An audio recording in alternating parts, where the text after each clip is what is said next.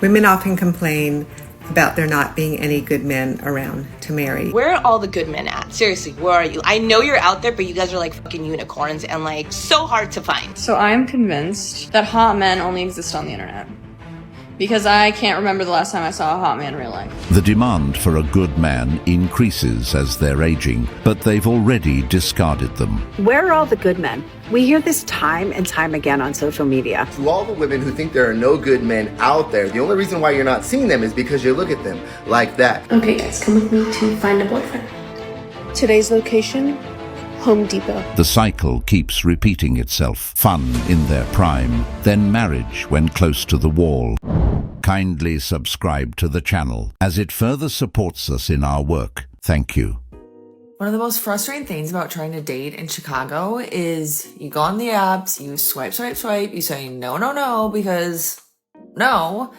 And then you go outside and you walk down Wells and you're like, oh my God, there's so many cuties, but like, where are you? Where are you? Ugh! So I heard on TikTok that all the men that you're interested in are at Home Depot. So I'm here at Home Depot. I'm actually purchasing some items today. I don't see anybody who piques my interest or anybody who wants to trade for my purchases.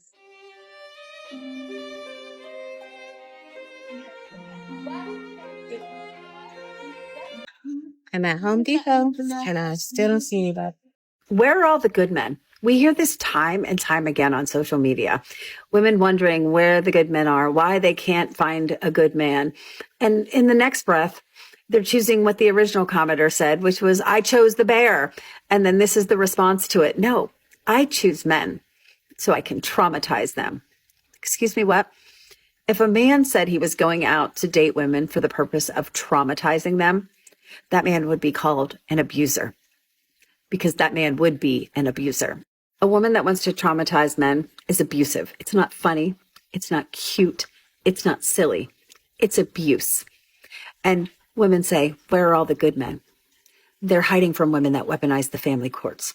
They're hiding from women that make false allegations. They're hiding from women that steal their children. They're hiding from women that choose the bear. They're hiding from women that invalidate their emotions. They're hiding from women that want to traumatize them. They're hiding from women like you. You can't see or find good men because they're hiding from you. That's correct. And the divorce rate is 53% plus, and around 80% women file for divorce. So with numbers like that, why would the good man want to entertain modern women? They ask for them over and over again. It's like a broken record at this point. But I truly feel for the genuine women out there who want relationships with good men, but it's not a risk they're willing to take. Even young men today have seen and experience what divorce have done to their families and their fathers. Add more to that, the financial devastation, the emotional toll, and the fact that the courts almost always side with women. It leaves scars that don't heal easily. Men see their fathers lose their homes, lose access to their children, and even lose years of their life trying to recover. Naturally, they grow up cautious, unwilling to walk into the same trap. But the reality is, good men today have walked away. Finally, my first time getting hit on in Home Depot, and he's not even attractive. Hi. I'm the man that Schminda817 said was hitting on her at Home Depot. I wanted to come on here and take a moment to clear a few things up. One, ouch. I mean, I'm not Brad Pitt, but I'm not Quasimodo either. And I've got a really good sense of humor. And women keep on saying that the most important thing in a man is a sense of humor. So I got that going for me. B, I wasn't hitting on you. I was asking you if you knew where the screws were.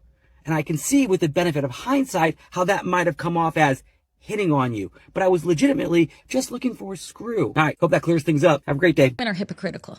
They want you to stand by them and agree with everything they say and relate to their experience, but you're not allowed to talk about yours and you're not allowed to diss women. So you can make the general statement that will remain true no matter how your feelings get hurt, that women can be deceitful, and the viciousness and the pain that you feel from a woman betraying you, it really is like no other. Oh, yeah. Because you trust women in a different way. You almost, especially if you have a people pleasing pleasing problem or mommy issues or daddy issues, you go and try to look for that love and that sentiment and that safety in another woman.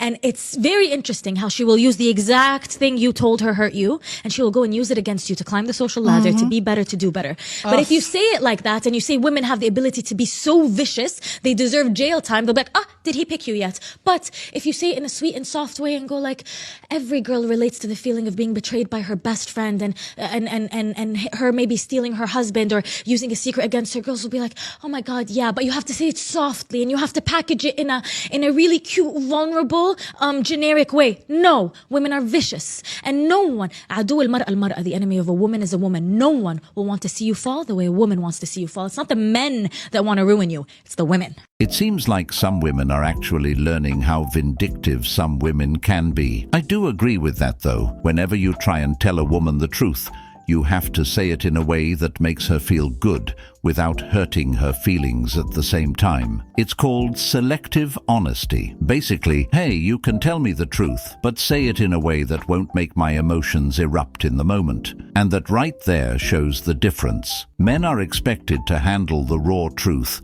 no matter how it comes, but women often want it sugar-coated to protect their feelings. It's not that they can't handle the truth, it's that they don't want to handle it unless it's wrapped in comfort. The problem is, life doesn't hand out truth in a comfortable way. And when men stop sugar-coating and just speak directly, that's when you see the emotional outbursts, the defensiveness, and even the vindictive behavior. I'm not sure why nobody wants to speak up about this, but I guess I'll be the one to do it. There is a serious shortage of attractive, eligible, mentally stable, emotionally available men. We need to get a search party together, figure out what has happened, where have they gone, and what do we do about this? Because it's a problem. Look, I have said this before and I will say it again. There is no shortage of good men. This one is for my Canadian girlies. You keep asking, where do I find all the single men on a Saturday morning? Where are they? They're not at the grocery store. Why, no, dear, they are not. This is where you're going to come, 9:30 on a Saturday, maybe 10:30 on a Sunday. There you go. Right there. Go frequent the hunting section. You're going to go to the tool section. Look lost. That's where you're going to find them. Can we, bring back masculine men, please? Men used to go to war. Men used to build houses from the ground up. Men used to be productive and useful. Why are you sitting at home playing video games all day, worried about your shoe collection and keeping up with fashion? And, yes, we want you to be emotionally intelligent and understand our emotions and, be sensitive to our emotions, but why are you crying because you stubbed your toe? I don't know what you have heard, but you do not need to tune into your own personal femininity. That's what women are here for. We are here to be feminine, okay? You need to be worried about being a man, please. Why are you not in the gym? Why are you not in the freaking woods, hunting a deer? Why are you not, building a freaking house? Go put on some work boots and go to work, please. Get some dirt on you, go get sweaty. Do something. Be a man. No one wants a feminine man. I'm so sorry. It's not attractive. We need men that we can look up to and feel protected by. Listen, if you're making your girl feel like she has to be masculine, no, sorry. Let's bring back men, please. And thank you. This woman said, we need to bring back masculine men, but the thing is, they're already here. They're just not choosing them. A lot of these women says the same thing. Men used to go to war. Men used to build everything. Men used to protect us. And now they throw out little insults like men play video games, men podcast too much, men don't approach anymore. But the truth is, the masculine men are still around. They just don't want to deal with the modern woman's attitude, entitlement, and constant complaining. Women want the benefits of masculinity when it serves them, but they don't want to respect the man that actually lives that way. Women used to be feminine and worth the effort. Now they're promiscuous and online shaking more than ever. So there's a rumor that you can find your husband at Home Depot. So guess where I came? To Home Depot, because your girl needs to find herself a husband, okay? And I will come back until I find me one. So as soon as I walked in, I did notice some potentials at the return counter. But after a couple inspections, they did have a ring. So, you gotta respect the wifey. Anyways, I continued to walk around the store because I was like, somebody here has to be single and available and ready to mingle. But to my luck, all the aisles were empty. I mean, I searched everywhere, right? Wherever there's tools, there must be a man, and nothing. I mean, nothing. Not even grandpa was sitting there. Then I did find some wood. So I was like, hey, wood. But let me continue to find for my husband. But today was a fail. Let's see what tomorrow brings. Where is all the real men at that likes to like rub your feet together in the bed and hang out and talk and, not toxic and crazy and ain't talking to 20 girls on their phone? Where y'all at? Why y'all so hard to find? Like, dang, I know I'm not ugly, but I can't get a man. And if I get one, they ain't no good. So where's all the good men at? What am I doing wrong, y'all? Honestly, they aren't hard to find at all. Non-toxic, emotionally available men are actually the easiest to come across. When these women are having a hard time finding good men and always running back to toxic ones, it has everything to do with what they're mostly attracted to. Because if they were actually attracted to good men, they would have chosen them a long time ago. Good men aren't hiding, they're just overlooked. Non-toxic, emotionally available men are everywhere, but women don't notice them because they're too focused on the wrong type. The issue isn't that good men don't exist, it's that a lot of women are addicted to the thrill. This is what life looks like for many of them, by the way. They get older and start yearning for that connection. Suddenly, they're asking, where are these men? Why aren't they approaching me? Why can't I find one? But the truth is, those men were always there. They just weren't chosen when it mattered. I hate how guys cannot be friends with girls. Like, I love having guy friends. I feel like it's so fun. But like, they always have to have like a crush on you, or else like they don't want to like hang out with you. Guys literally cannot be friends with girls unless they find you unattractive, or they have a girlfriend, or you're dating one of their friends. Like, there's no other way around it. If you think that your guy friends are friends with you just because, I promise you, they're playing the waiting game. And then they find out that you don't want to date them, and then like They're gone. You never hear from them again, and then you're It's great. Yeah, I thought we were friends and we were hanging out for 6 months just to find out that you low-key had a crush on me but never wanted to tell me. If you really think about it, like no guy group has like friends that are girls. No, they are just so into their buddies. Yeah, you will not see girls in that friend group unless they are dating one of the guys. Yeah. But girls will go out and there's always guys. Girls just want to hang out with guys and it's fun. It brings something new to the group. It's a different dynamic. Yeah. To all the women who think there are no good men out there, the only reason why you're not seeing them is because you look at them like that, because you treat them like that, because you're expecting them to be like that. A lot of the good men out there are getting tired of treated like a number. What, you're not 6 feet tall? You don't make $100,000 a year? Goodbye. A lot of the good men out there are tired of being a nice guy because then they get treated like some kind of a loser or a creep. A lot of the good men can be standing right in front of you, but you skip over them and go to the next, like the first slice of bread in the loaf. A lot of women out there hold men to a very high standard, but they don't hold themselves to that high standard. Okay? It's not about what you're looking for. It's about what you're seeing. If you go out there and you look and that's all you see, that's all you'll get. This woman asked, where are all the good men? Then she followed it up by saying, weak-ass men. I don't get it.